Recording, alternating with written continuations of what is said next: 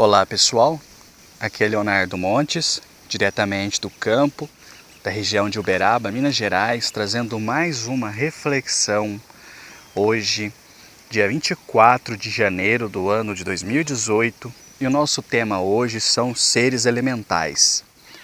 Se você quiser ouvir outras reflexões, acesse youtube.com/Voz Espiritualista e curta a nossa página no Facebook, facebook.com/Voz Espiritualista. Muito bem, você já ouviu falar nos seres elementais? Sabe quem eles são? Recentemente eu fiz uma reflexão sobre a evolução da alma, né? E algumas pessoas me perguntaram sobre a questão dos elementais. E aí, onde é que eles se encaixam?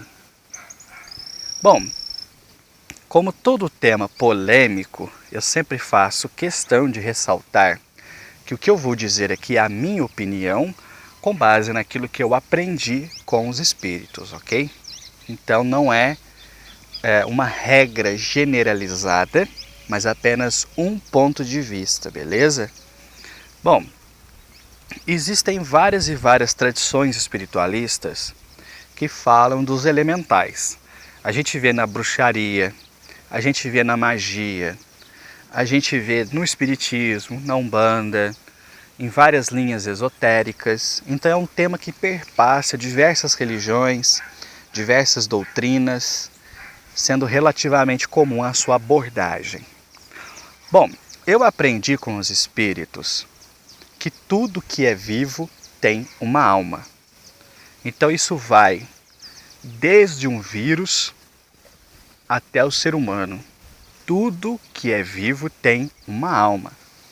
Essa alma, ela vai se desenvolvendo ao longo das múltiplas e quase infinitas reencarnações, onde vai aprendendo, crescendo, evoluindo, se transformando, etc. Então esse é o papel da marcha evolutiva da vida. Fazer com que aquela alma simples e ignorante se transforme numa alma pura, com todos os sentimentos elevados e com conhecimento de todas as coisas. Basicamente esse é o sentido da vida, que muitos filósofos tentam responder e não conseguem. E aparecem aí os seres elementais. Onde é que eles ficam? Há pessoas que acreditam que o ar tem um espírito, que a terra tem um espírito, que as plantas têm um espírito, que o fogo tem um espírito. Mas conversando com as entidades, elas me falaram que não é bem assim que a coisa funciona. Por exemplo, dentro do espiritismo se aceita que até mesmo no mineral há uma alma em potencial, pelo menos, há um princípio espiritual. Mas conversando com as entidades, elas me dizem que no mineral não há nada. Há apenas e tão somente matéria. Porque o mineral não é vivo. Elas sempre me dizem que há alma quando há vida. Então, mesmo uma coisa pequena como um vírus, por exemplo, se ele está vivo, então ele tem uma alma. Ele está começando a jornada dele ali. Então a pedra, os espíritos me dizem que não tem nada. O fogo, os espíritos me dizem que não tem um espírito no fogo, nem um espírito do fogo. O que há no fogo é apenas uma energia, uma reação química que começa na matéria, mas cujos os efeitos são tão potentes que podem ser percebidos e sentidos no mundo espiritual. Razão pela qual muitas entidades usam a energia do fogo em seus trabalhos de cura, de limpeza, etc. Mas as entidades sempre me disseram, não existe um espírito no fogo. Há apenas uma energia sendo liberada com a queima. Da mesma forma, eles me dizem que não existe um espírito no ar, ou um espírito do ar. Mas então, peraí, Léo, onde que entram as fadas, gnomos, silfos, ondinas? Não entram em lugar nenhum. Todos os espíritos com quem eu já conversei sobre isso me dizem que isso é lenda. Ou melhor, que isso é a personificação de um princípio, mas não um ser concreto. por exemplo, nós não vamos achar na espiritualidade um gnomo lá, gordinho, com as bochechas rosadas, de verde. Isso é fantasia humana.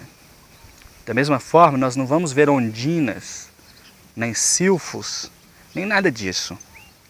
Porém, eles dizem, existem sim espíritos que são intermediários entre os reinos.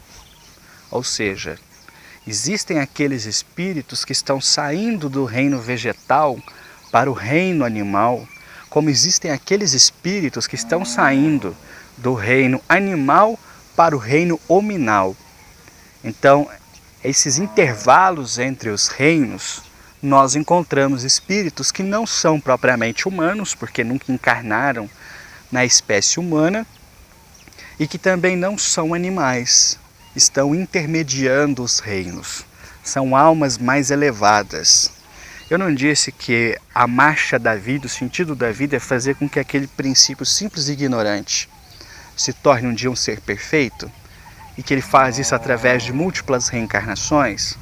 Então, quando chega, por exemplo, e nós não sabemos como isso funciona, quando chega, por exemplo, o estágio final em que aquela alma vegetal, digamos assim, chegou ao máximo, ao ápice da sua evolução, então ela vai começar a sua existência como pequenos animais. E gradativamente ela vai evoluindo. Então existem, por exemplo, pessoas que defendem essas teses, que vão dizer, por exemplo, que uma abelha, uma formiga, ou seja, esses animais que vivem em grupo, né, são princípios espirituais evoluindo e que um dia vão habitar um passarinho, que um dia vão habitar um cachorro, um gato e por aí vai. Então é a marcha da vida. Os seres que estão entre os reinos são chamados elementais. Não porque eles pertencem ao fogo, ao céu, à terra, à água, não. Mas porque eles são espíritos da natureza. Lá no livro dos espíritos, eles são chamados assim, os espíritos da natureza. Então existem aquelas almas que já evoluíram o suficiente, por exemplo, no reino vegetal, e que continuam atuando na natureza, que continuam atuando nos campos, nas matas, nos bosques. Se nós pudéssemos vê-los, nós não o veríamos como se fosse uma pessoa, mas sim como um ser em transição. E aqui eu vou dar um exemplo pessoal que aconteceu comigo. Eu não acreditava em hipótese nenhuma nessa história de elemental. Achava que isso era besteira, que isso aí era esquizoterice, que nada disso tinha valor. Pois bem, certa vez, passeando com meu cachorro por um bairro da cidade onde há uma extensa mata, o cachorro começou a ficar nervoso, latindo, agitado ao extremo, como se tivesse algum perigo, mas eu olhava e não via nada, não via outro cachorro, não via um bicho, não tinha nada a meus olhos para que ele ficasse tão agitado. Quando nós dobramos a esquina e o cachorro ficou mais oriçado ainda, eu olhei para a esquina e perto de um cupinzeiro eu vi a coisa mais esquisita que eu já vi na minha vida. Um ser que tinha as características humanoides, ou seja, ele tinha cabeça, tronco e membros, porém ele era diminuto, ele era muito pequeno e ele era totalmente verde. Eu não vi dedos, eu não vi olhos, o que eu vi foi aquela forma humanoide.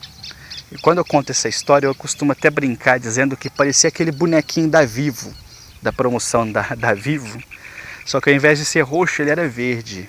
Foi exatamente isso que eu vi. O cachorro latindo para a mesma direção, eu olhando para aquela direção, depois o cachorro deu um solavanco, eu abaixei, né, por conta do solavanco, quando eu olhei de volta eu não vi mais aquela criatura. Então fiquei bastante surpreso com aquilo, porque não parecia um ser humano, a não ser pela forma, né, de ter uma estrutura, algo que parecia uma cabeça, braços, pernas, mas não vi dedos, não vi nariz, não vi boca, não vi cabelo, não vi olhos. Era realmente uma forma, tipo bonequinho que a gente desenha no papel. E pequeno, mais ou menos uns 30, 40 centímetros de altura, colado atrás do cupinzeiro, como se estivesse me espiando algo desconfiado.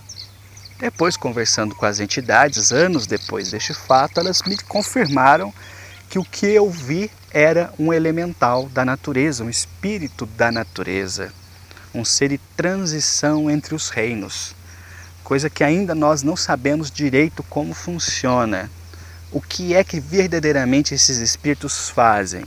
Nós sabemos que eles têm um papel nos fenômenos da natureza, né? No florescimento das flores, nas chuvas que caem, nos ventos, etc. Então, há um fato espiritual e a partir desse fato o ser humano transformou em lenda, depois virou um folclore, um mito e por aí vai. É o que Kardec sempre dizia, se a gente pegar o fundo das grandes histórias envolvendo espíritos, a gente vai ver que o fundo é real. Embora muitas vezes a roupagem com que aquela história foi revestida a transforme num conto, num folclore, numa história para criança. Mas há uma raiz espiritual ali verdadeira. Então, esse é o caso. Os espíritos me dizem, e eu assim entendo, que os chamados elementais não são espíritos de fogo, de água, da terra ou dos ventos. São espíritos da natureza, em transição, seja entre o reino vegetal e o reino animal, ou entre o reino animal e o reino hominal, atuando, operando e cooperando na obra da criação, atuando diretamente nos reinos a que eles estão ligados. Como, até onde eu sei, não há explicação suficiente. Já li alguns livros a este respeito, mas não me convenceram muito. O fato, porém, é que os espíritos assim me explicaram. Então espero que tenha sido interessante para vocês.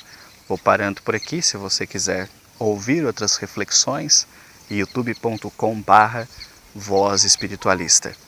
Um abraço a todos.